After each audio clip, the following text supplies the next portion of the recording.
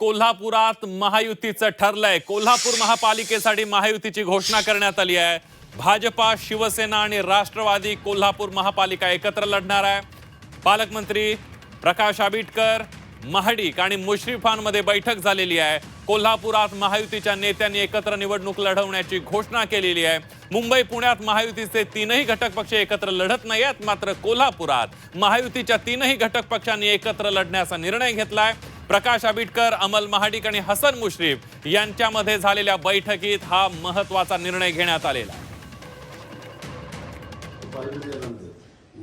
आज झालेल्या बैठकीमध्ये महायुती अभेद्य असेल असं ठरवण्यात आलं आणि त्याची उपसमिती एक निर्माण करण्यात आली की जे 81 नगरसेवक जे पुढच्या काळामध्ये घडणार आहेत त्यांचा अभ्यास करून ज्या पक्षाकडे निवडून येण्याची क्षमता असणारे उमेदवार त्या ठिकाणी असतील याची एक यादी आमच्याकडे तयार करून ती उपसमिती देईल आणि त्यानंतर मग आम्ही सर्वजण मिळून कुठल्या पक्षाला किती जागा द्यायच्या यावरती चर्चा करून आम्ही माहितीवर शिक्कामोर्तब करून आम्ही साधारणतः 28 ते 29 तारखेला माहितीची यादी आम्ही जाहीर करू।